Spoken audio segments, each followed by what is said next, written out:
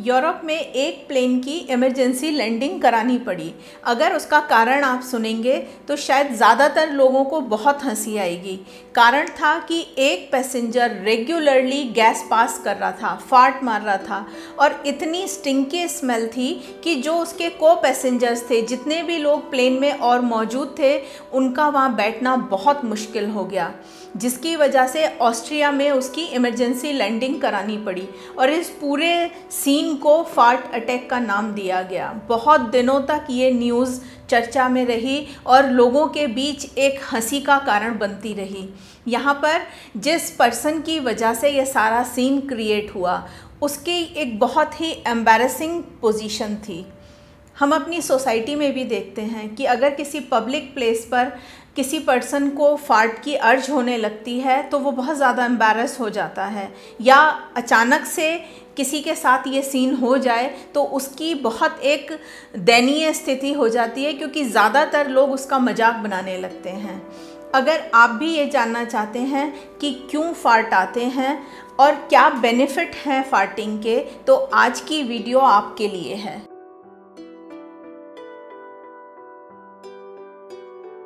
Hello everyone, welcome to divine care. आज की video में हम बात करेंगे फार्टिंग के बारे में, गैस पास करने के बारे में। क्यों होती है फार्टिंग, क्या कारण है इसके और क्या बेनिफिट्स हैं फार्टिंग के। एक दिन में कितने फार्ट्स हमारे लिए नॉर्मल हैं और कैसे हम कंट्रोल कर सकते हैं एक्सेसिव फार्टिंग को, और कब हमें डॉक्टर से कंसल्ट करना चाहिए फार्टिंग को लेकर। आज की वीडियो में इन सभी बातों के बारे में हम डिटेल डिस्कस करेंगे। गैस पास करना एक नॉर्मल और नेचुरल सा प्रोसेस है। एक हेल्दी पर्सन हर दिन करीबन आधा लीटर गैस फार्ट के रूप में पास करता है। गैस पास करना हेल्दी और हमारी बॉडी के लिए अच्छा माना जाता है, क्योंकि जो गैस हम पास करते हैं वो हमारे डाइजेशन का बाय प्रोडक्ट है। इस प्रोसेस को हम थोड़ा सा समझने की कोशिश करते हैं। जब हम खाना खाते हैं तो खाने के साथ हमारे बॉडी में एयर भी एंटर कर जाती है। जब हम उसे चबा रहे होते हैं, चूइंग का प्रोसेस होता है, और जब हम उसे निगलते हैं, इन सारे प्रोसेस में एयर भी हमारे डाइजेस्टिव ट्रैक्ट में एंटर कर जाती है। और गैस हमारे डाइजेस्टिव सिस्टम में भी बनती है, क्योंकि जो हम खाना खाते हैं, हमारे पूरे डाइजेस्टिव ट्रैक्ट में कुछ बैक्टीरियाज होते हैं जो कि हमारी हेल्थ के लिए अच्छे हैं।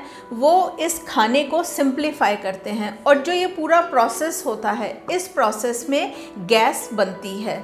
तो ये गैस कुछ तो नेचुरली हमारी बॉडी में एब्जॉर्ब हो जाती है और बाकी जो गैस है वो या तो बर्प के रूप में, डकार के रूप में बाहर निकलती है, या फिर गैस पास करते हैं हम फार्ट के रूप में शरीर से बाहर निकलती है। अगर किसी पर्सन को गैस पास नहीं होती है तो उसके लिए बहुत अनकंफर्टेबल सीन बन जाता है। कई बार पेन भी होने लगता है, सिर्फ स्टमक में ही नहीं, बॉडी के अलग अलग पार्ट्स में भी पेन होने लगता है, और कई बार ब्लोटिंग की प्रॉब्लम भी देखने को मिलती है। अब हम गैस पास करने के, फार्टिंग के कुछ बेनिफिट्स डिस्कस करेंगे। तो सबसे पहला है कि ये एब्डोमिनल पेन से राहत दिलाता है। जैसे कि मैंने आपसे अभी बात की कि जब हम खाना खाते हैं, चबाते हैं खाने को, तो कुछ एयर उसके साथ हमारे डाइजेस्टिव सिस्टम में एंटर कर जाती है, और कई बार जब ये गैस रिलीज़ नहीं हो पाती तो ये पेट में पेन का कारण बन जाती है, स्टमक एक का कारण। जब हम फार्ट मारते हैं या गैस पास करते हैं तो ये जो पेन है, प्रेशर है, इससे रिलीफ मिलता है। दूसरा बेनिफिट है कि ये हमारी कोलोन की हेल्थ को इम्प्रूव करती है। जब हम किसी सोशल ग्रुप में होते हैं और पर्सन को फार्ट की या गैस पास करने की अर्ज हो रही है तो वो उसको सप्रेस कर लेता है एम्बैरेसमेंट से बचने के लिए। अगर कभी कभार ऐसा करना पड़ रहा है तो इट्स ओके, लेकिन अगर कोई इंटेंशनली हर बार इसको सप्रेस करेगा तो एक प्रेशर बिल्ट होता है हमारी कोलोन में, और जो हेमोरॉइड्स हैं वो भी इरिटेट होते हैं। तो गैस रिलीज़ करना इज़ ऑलवेज हेल्दियर बजाय इसको रोकने के। तीसरा हेल्थ बेनिफिट है कि फार्टिंग ब्लोटिंग की प्रॉब्लम को दूर करता है। जैसा कि मैंने आपसे बात की कि जब हम खाना खा रहे होते हैं और जो एयर स्टक हो जाती है बीच में, जो कि बर्प या फार्ट की तरह बाहर नहीं निकल पाती, तो वो एक ब्लोटिंग का कारण बनती है कि हमारा जो पेट है वो फूल जाता है। कई बार वहाँ पर एक पेन भी क्रिएट हो जाता है।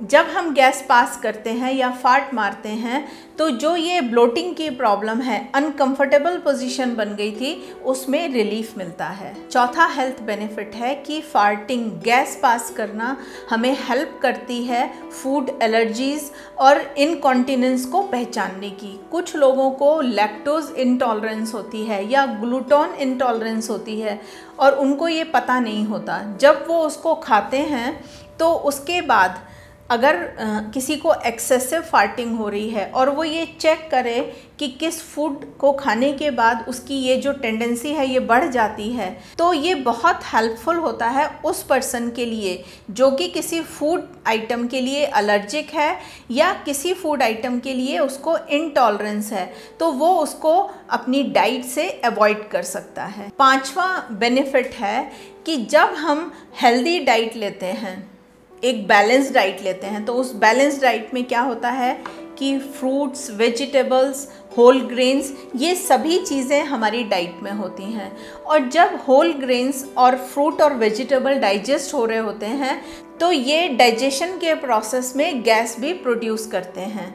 जब हम बात करते हैं कॉम्प्लेक्स कार्बोहाइड्रेट की, तो इनमें फाइबर कंटेंट भी होता है। कुछ कार्बोहाइड्रेट ऐसे हैं जो कि हमारे डाइजेस्टिव ट्रैक्ट में डाइजेस्ट नहीं होते, बल्कि वो हमारी लार्ज इंटेस्टाइन में थोड़ी देर फर्मेंट होते हैं, उनको स्टूल के साथ बाहर निकलने से पहले, और इस प्रोसेस में वो गैस भी प्रोड्यूस करते हैं।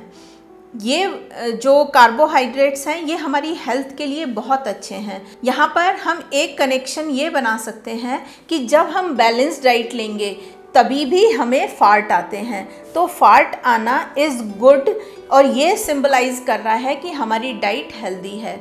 जब हम सिंपल कार्बोहाइड्रेट्स अपनी डाइट में लेते हैं, उसके कुछ एग्जाम्पल्स आपको बताती हूँ कि जैसे हम फ्रूट जूस ले रहे हैं, शुगरी आइटम्स ले रहे हैं, तो ये सब इजी टू डाइजेस्ट हैं और ये गैस भी प्रोड्यूस नहीं करते, लेकिन दूसरी तरफ ये हमारी हेल्थ के लिए अच्छे नहीं हैं। तो यहाँ मेरे इन सारे एग्जाम्पल्स, एक्सप्लेनेशन से आप समझ गए होंगे कि फार्टिंग ये बताती है कि जो हमारी डाइट है वो हेल्दी डाइट है। अब एक नेक्स्ट क्वेश्चन हमारे दिमाग में आता है कि एक दिन में कितनी बार गैस पास करना नॉर्मल है।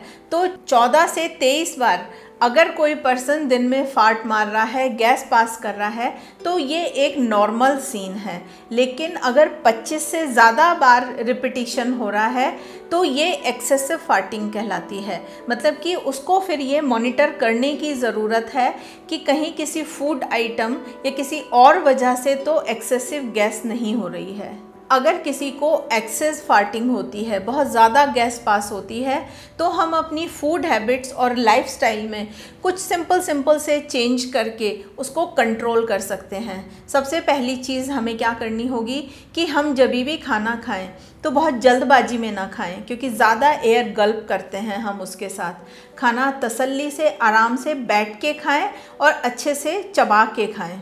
दूसरा, बहुत सारे लोग सारा दिन च्युइंगम खाते रहते हैं अपनी बैड ब्रीथ को दूर करने के लिए। च्युइंगम के साथ भी बहुत सारी एयर हमारे डाइजेस्टिव सिस्टम में पहुंच जाती है, तो हम उसके लिए कोई और मीन भी यूज़ कर सकते हैं अपने ब्रीथ्स को फ्रेश करने के लिए। कुछ फूड आइटम्स हमारे आयुर्वेद में बताए गए हैं जो कि ज़्यादा गैस बनाते हैं, जैसे कि कुछ सिंपल से मैं आपके सामने नाम लेना चाहूँगी, जैसे कि मटर, गोभी, छोले, राजमा, उड़द की दाल, इन सब से बहुत ज़्यादा गैस बनती है। तो कोई भी फूड आइटम ऐसा जो आपको लगता है कि ये ज़्यादा गैस हमें प्रोड्यूस होती है इसको खाने के बाद, तो आप उसको जब कुक कर रहे हैं तो उसमें या तो लहसुन ऐड ऑन करें, और अगर आप लहसुन नहीं खाते तो ड्राई जिंजर, जिसको कि हम सौंठ पाउडर भी कहते हैं, उसको थोड़ा सा ऐड ऑन करें, तो जो ये एक्सेस गैस फॉर्मेशन होती है उसमें रिलीफ मिलेगा।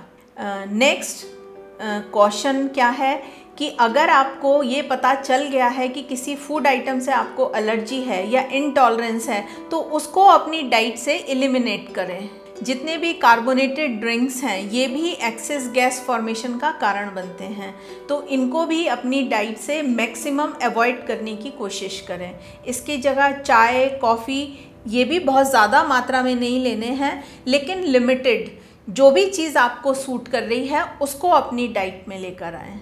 जिन लोगों को कॉन्स्टिपेशन की प्रॉब्लम है उन्हें सबसे पहले कॉन्स्टिपेशन को ट्रीट करना चाहिए, क्योंकि ये भी कारण बनता है एक्सेस गैस फॉर्मेशन का। कुछ फिज़िकल एक्टिविटीज़ अपने शेड्यूल में ज़रूर डालें, क्योंकि उसकी वजह से हमारा जो डाइजेस्टिव सिस्टम है वो गियर अप होता है, हेल्दी होता है।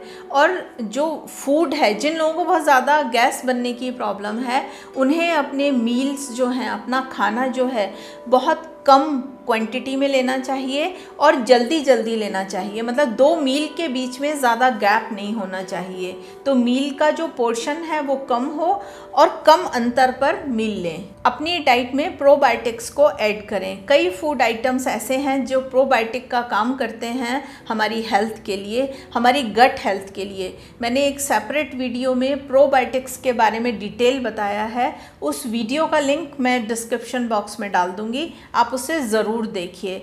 और एक एक्यूप्रेशर से ट्रीटमेंट भी बताया है कि हम अपने गट में हेल्दी बैक्टीरियाज की ग्रोथ को कैसे बढ़ा सकते हैं, सिंगल पॉइंट ट्रीटमेंट। उसका लिंक भी मैं डिस्क्रिप्शन बॉक्स में दे रही हूँ, आप उसे भी ज़रूर देखिए और यूज़ कीजिए। एक्सेस गैस फॉर्मेशन किसी तरह का कोई सीरियस हेल्थ इशू नहीं है। इसको हम अपने लाइफस्टाइल की हेल्प से और अपने माइंडफुलनेस की हेल्प से उसको हम काफ़ी कुछ कंट्रोल कर सकते हैं। लेकिन किसी को बहुत ज़्यादा कोई ऐसे सीवियर सिम्टम्स आ रहे हैं कि उसको साथ में नोज़िया, वॉमिटिंग और पेन भी आ रहा है, डायरिया की भी प्रॉब्लम हो रही है, तो डेफिनेटली उसको अपने डॉक्टर को ज़रूर कंसल्ट कर लेना चाहिए। अगर आपको ये जानकारी अच्छी लगी है तो आप इसे और लोगों के साथ भी शेयर कीजिए, ताकि उनकी नॉलेज भी अपडेट हो और वो भी इस सारी चीज़ों के बारे में जानें। हमारी सभी वीडियोस हमारी ऐप और हमारी वेबसाइट पर भी अवेलेबल है, आप इन्हें वहाँ जाकर भी देख सकते हैं। आज की वीडियो में इतना ही। वीडियो देखने के लिए बहुत बहुत धन्यवाद।